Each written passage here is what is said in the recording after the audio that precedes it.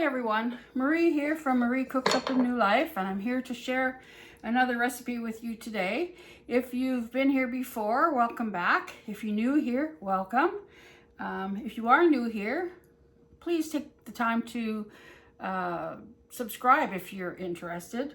Give me a thumbs up, leave a comment, what have you. I really love to hear from you, and welcome. That's all I've got to say, really. We've had quite a week here in my home. This is the Canadian Thanksgiving weekend, and we were all set to have my oldest son come over from New Brunswick with his two boys and his wife, and we were going to have a nice family Thanksgiving. Well, last night my father tested positive for COVID, as did my sister, and I have spent a great deal of time in their company this week, as I usually do. And although I'm not positive yet, it's probably on the cards. So we have canceled Thanksgiving. I'm not sure when we'll do it, but we will do it at some point. Earlier this week, I got a wonderful package in the mail, all the way from the UK, from my friend Tina. Now, Tina is a very good friend of mine. When things went pear-shaped in the UK, she was instrumental in helping me to get sorted and back here to Canada. I was so surprised to get this package from her. I didn't expect anything, but when I opened the package, it brought tears to my eyes. I want to show you what was in the package. There was several things. This is my turkey award. I'm really proud of this award. This was in the package. It weighs a ton. Back in 2012, I was challenged by the British Turkey Federation, I guess it's called. Anyways, to create a recipe for them, along with a few other food writers. And my recipe was picked as a finalist in this competition. Anyhow, I had a wonderful night at the Savoy Hotel the night of the awards presentation.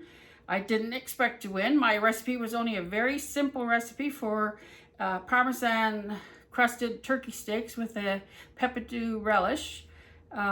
Just very simple, something that went together very quickly, but was delicious, of course. Anyways, I was really surprised when they announced the winner of this particular award, and it was myself, right? So this was the trophy that I received along with a certificate. And it kind of broke my heart when I moved back to Canada that I wasn't going to be able to bring it with me. This was something I was quite proud of. It's a National Industry Award, you know. They only give out a few of these every year, and you know, I was the winner. So this was great. Anyhow, this was in the package. So I was really pleased, or chuffed as they would say in the UK, to finally have this returned to me. I was so grateful to Tina for that. Now, the other thing in the package was this. This is a little wooden recipe box that I painted the top of it back in about, I think it was probably 1996. I used to teach toll painting classes, and this was one of the projects that we had done in the class. Now, it was full of wonderful recipes, you know, some that hadn't fit into my big blue binder, tried and trues, of course. This was also in the box with my turkey award. So now you can understand why I felt like crying when I saw this, because this was something that I thought I would never see again. And it's a bit of a family heirloom, actually, because I painted all of this myself. You know, this was made for me, specifically for that class, for myself and my students to paint. And it had irreplaceable recipes in it that were very special to me.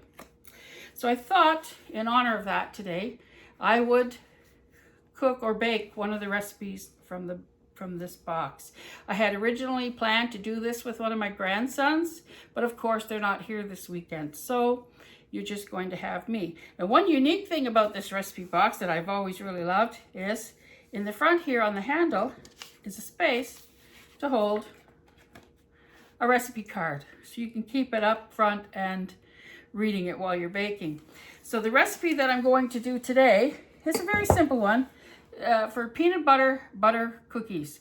Now, I'm personally only going to bake a half of the recipe today myself because, well, no grandsons here to feed them to. But I will probably take them over to my sister and father and her husband after, just to sort of cheer up their day, hopefully before I come down with COVID. And I will be well masked. So, I'm going to make this recipe for you. It's a very simple one. I can't tell you how many cookies that it makes because I didn't write that on the card. Back then, I was raising 5 children and I could have baked a bazillion cookies and they would have disappeared like that. So here I'm personally on camera only going to make a half the recipe for you today, but I will leave the instructions, ingredients, and amounts below for a full recipe of these peanut butter cookies. And if I recall correctly, these were lovely peanut butter cookies. So I have a little note here to myself which gives the European measurements. I don't always remember those right off the top of my head, so I've got it written down for myself. So you will start by preheating your oven to 350 degrees Fahrenheit or 180 degrees centigrade. And I believe that is gas mark 4 if you're using a gas oven. You will want probably a couple of baking sheets, but I've got one ready here, lined with greaseproof paper or parchment paper as it's also called. You will need 1 cup of butter, which I've got in this bowl, room temperature butter. Do make sure all of your ingredients are at room temperature before you start. But that's just my practice.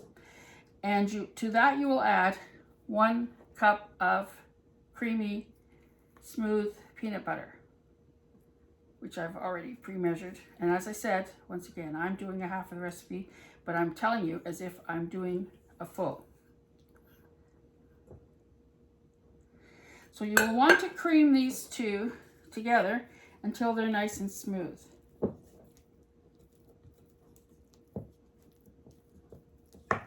I just love peanut butter. It's probably one of my favorite things. Every night while I'm sitting there watching TV, and this is probably why I'm the size that I am, I enjoy a slice of bread and peanut butter, just as a snack. I try not to have it too late now because, you know, my older stomach does tend to get indigestion if I eat things too close to going to bed. But it is one of my favorite treats, peanut butter. I could eat it from the jar by the spoonful. Anyway, so cream this together until it's well amalgamated. You can use an electric whisk for this. I'm just using a wooden spoon. I don't mind the extra exercise with my arm. Might help get rid of those bingo wings. Somehow I doubt it, but it might. So whisk those together until they're well combined. And then you're going to need a cup of white sugar, which I'm going to add. I should have put you down so that you can see what I'm doing here. Sorry about that. 1 cup of white granulated sugar and 1 cup of brown sugar. You're going to cream both of these into the butter and peanut butter mixture until they are well combined and mixed together.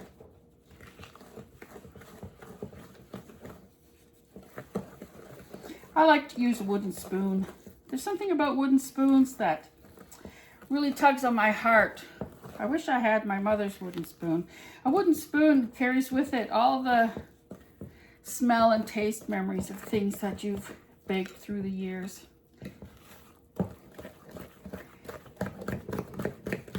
I think I saw a poem about wooden spoons one time on the internet, but I couldn't tell you about it now.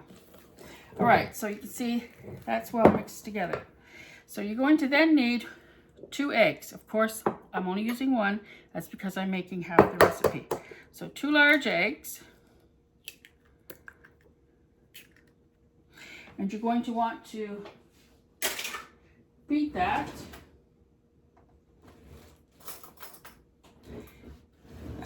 before you add it to the creamed mixture. So I'm just going to give that a little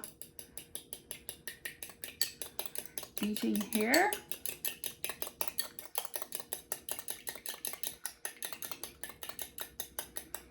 And then I'm going to add that in.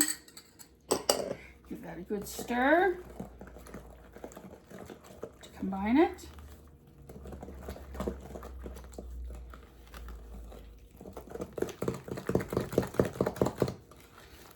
It's well mixed in.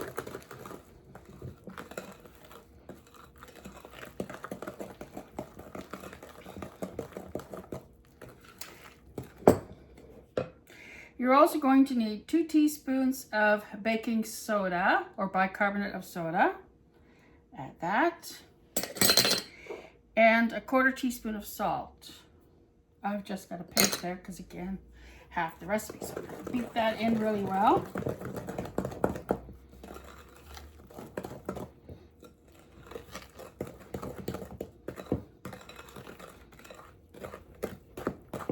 It smells really good already. Now the final ingredient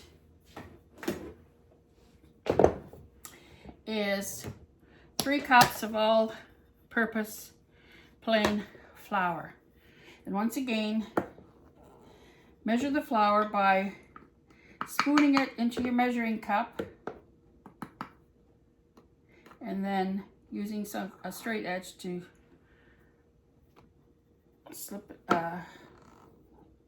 scrape off any excess.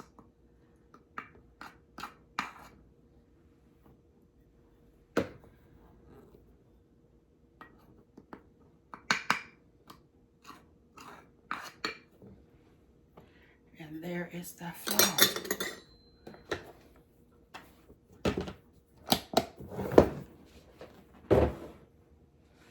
If you notice any bruises on me, that's because I spent last Friday at the ER in Kentville.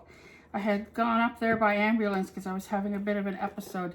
Thankfully, it turned out to be nothing, but I got left with all of these beautiful scars all over my arms where they were trying to put in whatever that thing is called that they use to administer medications and things.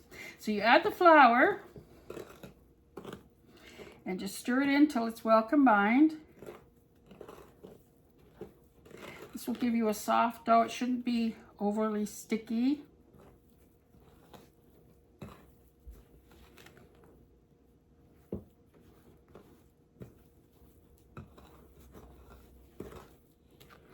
Just combining this.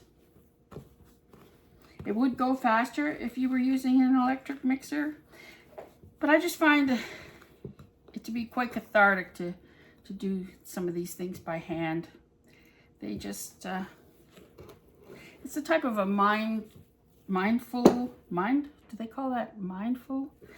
It's an activity that I enjoy doing where I can just sort of like think about stuff and not have to concentrate too hard. Mindfulness, I guess that's what it's called. I can be present in stirring up this cookie dough.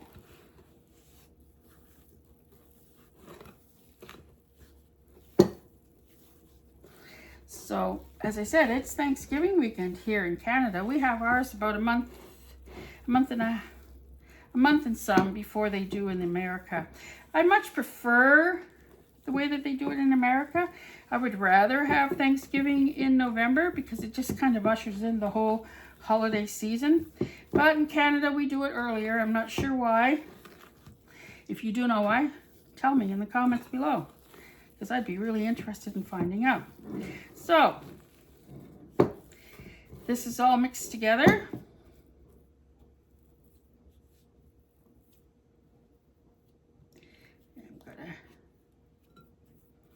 I'm going to need to get a little spoon here. which I should have gotten out before I started, but I forgot.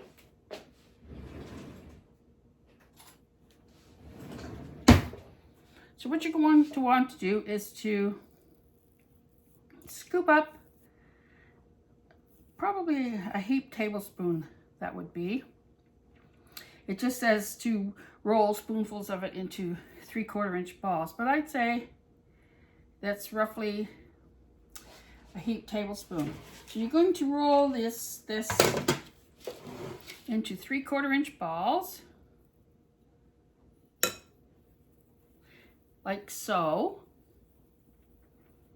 and put them on your baking sheet.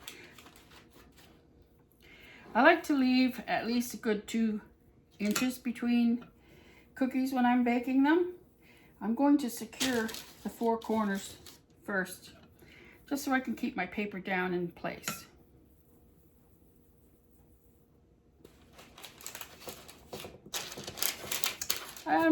I was quite disappointed in our Thanksgiving being canceled this weekend. It was something that I had been looking forward to. As you know, we weren't going to have turkey this year. We were going to do fried chicken, but we'll do it another time, I guess. So just keep rolling these into balls, 3/4 inch balls. That's a little bit large. 3/4 inch balls, and placing them on your baking sheet, leaving space in between for them to spread as they bake.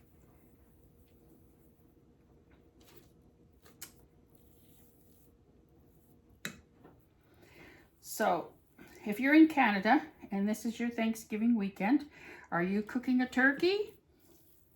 Big turkey dinner with all of the fixings, stuffing and all that?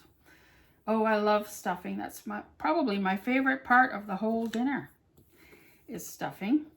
It's a little bit big. Okay. So just keep rolling them in the balls and placing them on the baking sheet. I'll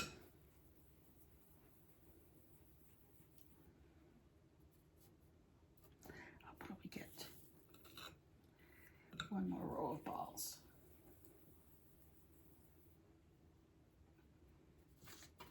See, I'm sort of like, one row I've got 3, the next row I've got 2, sort of placed in between the others from the row next to it. That's so that when they spread out, they don't get all stuck together. That's my theory anyways. So there's the one sheet of cookies with the dough balls on. Now you're going to press these down with a fork. I've just got a small dessert fork here, but just press them down to flatten them a bit.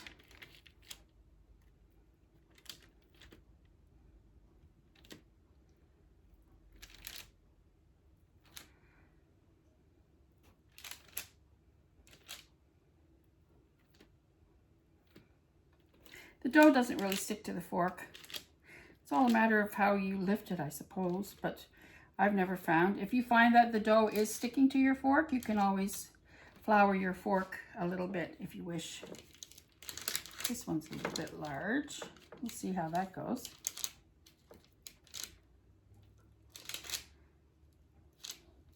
So there they are, peanut butter cookies, all ready to go into the oven. Now these will bake, as I said, in a 350 degree oven or 180 degrees centigrade for 8 to 10 minutes. I'm going to put them in now.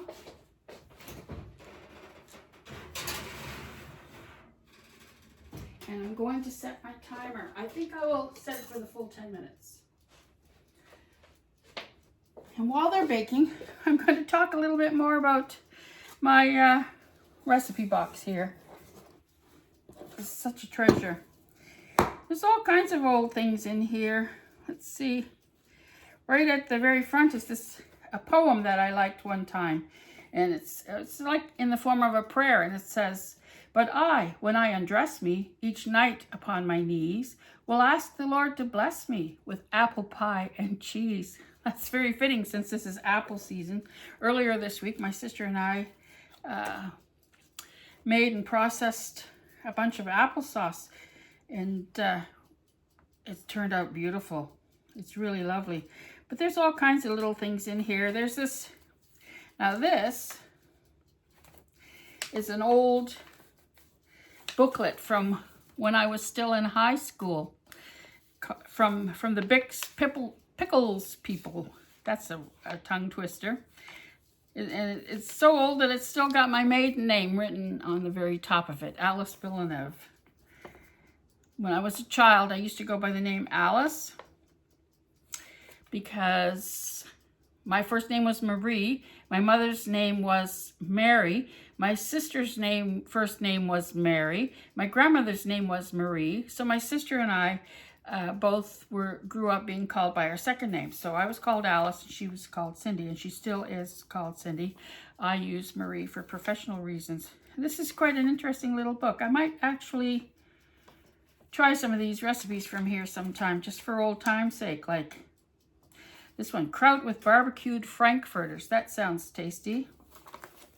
It's another, oh, yum yum baked beans. So that uses pickle relish in it. So there's that in there. My old handwritten recipe from my late friend Esther, this Hungarian girl that I knew in Calgary for making homemade pierogies. Esther's been gone a few years now, but I never make pierogies but what I don't think of her. That was a Christmas thing. She taught me how to make pierogies the very first Christmas that I was living in Calgary. Now this is a treasure. This is my mother's recipe for that barbecue sauce. I also have it written down in my big blue binder, but this is her original recipe that she gave to me on a piece of paper. Barbecue sauce. She's got her little instructions on it. 1 cup of ketchup, 2 cups of water, and she's got in brackets next to that, this is too much. 1/4 cup of vinegar, 1/4 cup of Worcestershire sauce, and she puts in brackets, I hardly ever. 1/4 cup of brown sugar, she uses more. A teaspoon of celery seed, a 1/2 teaspoon of chili powder, salt, a few drops of Tabasco, and she put in brackets, I never. And then she has here, I add some soy sauce, chopped or minced onion, celery, oregano, and other spices. But she doesn't tell me what those other spices are. My mother discovered oregano when I was in my later years of high school. And once she discovered that herb, it went in everything. So proof positive here, she added oregano. Anyways, this made like a little sauce, and she used to, like, if we had ham for Easter, she would chop it up and put it in a casserole dish and pour this barbecue sauce over it and bake it in the oven. And it was really, really delicious. Let's see, what else can I find in here? Oh, popsicles. I haven't made popsicles in years. Oh, an old housekeeping list of things that I was going to do each day of the week. That never stuck. I used to love to make lists. I was a list maker, and I used to make lists of what I was going to do on this day and what I was going to do on that day, but I never held to them because invariably with 5 children, whatever goes to plan. Most of my days ended up being just jumbles of this, that, and everything else. I was lucky I could get any housework done. However, I did. My mother's pancake. Oh, housewife rules. This is a cute thing. Housewife's rules. Wash on Monday, iron on Tuesday, mend on Wednesday, churn on Thursday, clean on Friday, bake on Saturday, rest on Sunday. That's cute. How many people churn these days or mend? A lot of people don't mend anymore. All of our clothing, like everything else, is pretty much disposable. I do still like to mend certain things, but when was the last time you mended a sock? And as far as ironing goes, I try only to do that when I absolutely have to. But I don't mind doing it. But again, it's one of those mindful chores of mindfulness where you can just stand and do it without thinking about it. Oh, this came from a grocery store. Apricot velvet cheesecake. What else have we got in here that you might find interesting? What's this? Oh, Fredericton walnut toffee. I'm sure I got that when I was living in Oromocto. I'll have to try that before Christmas. It'll probably be very good as a Christmas gift. I think my son tried to make it the last time that he was over here, and it didn't work out for him because he didn't measure it properly. He was doing it just sort of off the top of his head. What's this one? Oh, apple beef brisket. I wish I could afford a beef brisket. It's one of those things that have become very expensive. Pinched noodles. Those are like noodles that you just sort of pinch off and drop into soup. Or stews, I would imagine. I used to cut recipes off of my macaroni boxes. Ham, tomato, and macaroni casserole. Scalloped beef and macaroni dinner. This is probably just like that goulash that everybody's very fond of making.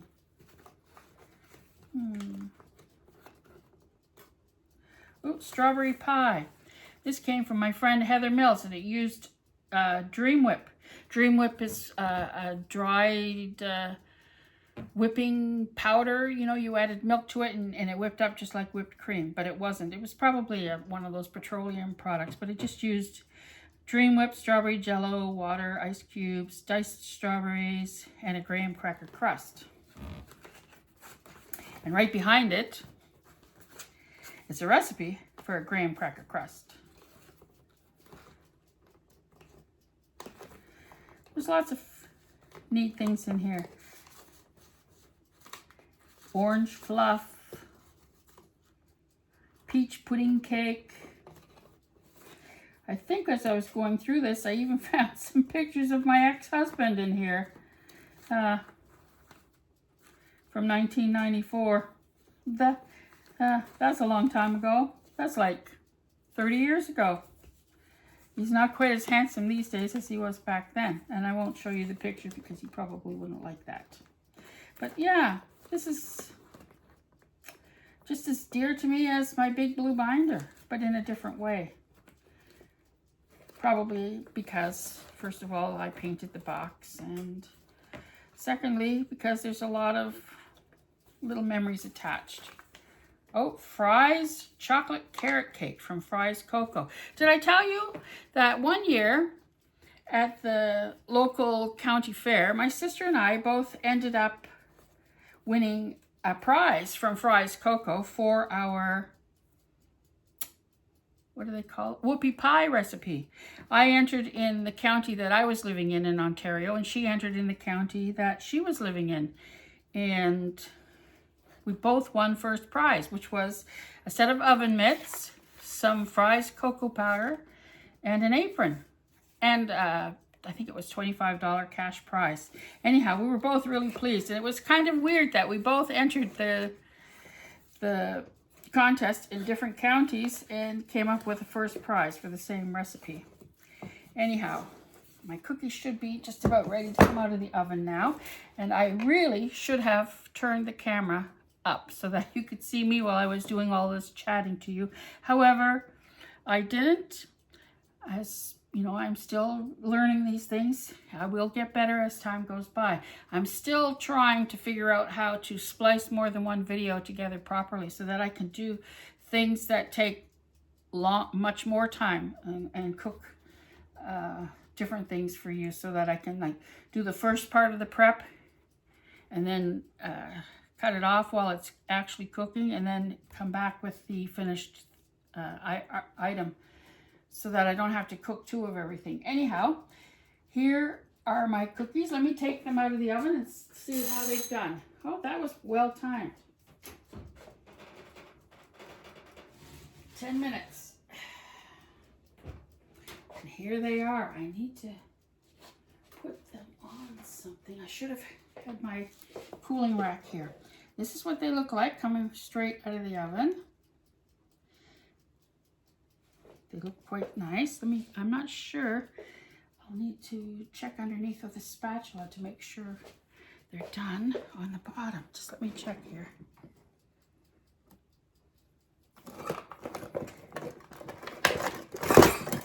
Flex my spatula.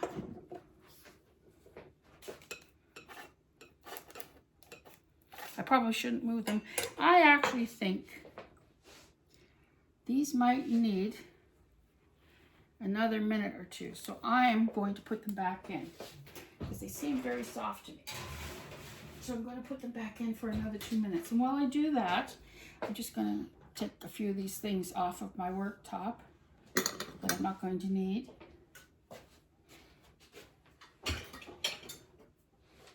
And I'm going to get my cooling rack so that I can scoop the cookies off onto the cooling rack.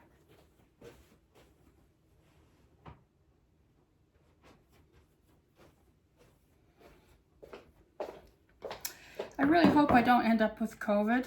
I've had it once, about a year or so, about a year and a half ago, I guess now. And it wasn't very nice. Once again, we caught it from my father. That's quite ironic, actually. My father, sorry, here, I'll put you back up here. My father, who we were trying so very hard to prevent from catching COVID, ended up giving it to us. And that is how it has worked this time as well. I don't have it yet, but I'm fairly certain after spending the amount of time that I have with both he and my sister, I will end up with it too. But funny how that goes. The person you're trying to keep from getting it ends up giving it to you. What do they call that? Luck of the Irish or something like that? Let's see.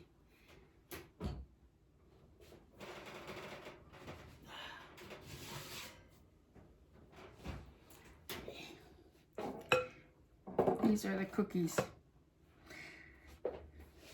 If I recall right, these are nice and buttery, and when they cool, they are lovely and crisp. I don't want to move them. I want to leave them for a few minutes before I actually take them off the pan. They're wonderful with a nice cold glass of milk. Children just love them. It would have been so much fun had my grandson been here for me to bake these with him, for him to help me bake them. He would have really enjoyed that, and he would have really enjoyed eating them. As it is, these are going to be a nice surprise for my sister and father and brother-in-law, and I'm sure that they will enjoy them. We all love peanut butter. I'm not sure if I can actually risk taking them off the sheet yet or not. No, I'm going to leave them for a few minutes longer. Anyhow, these are my peanut butter cookies. I hope that you will be inspired to want to try them for yourself. I would love to be able to try one of these on camera for you so you could see how much I enjoy it.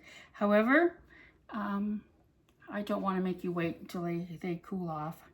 Well, I should have baked some ahead of time and allowed them to cool so I could show you that. However, I didn't. So you're getting these the way that they are. I do hope that you'll be inspired to try to make them. Let me put you up here while I say my goodbyes. I do hope that... Oh boy, I'll get the hang of this eventually. I do hope that you will be inspired to want to try to make these yourself. For yourself, for your grandchildren, for a friend, for, any reason at all. They really are lovely cookies. So thank you very much for coming and visiting here with me today.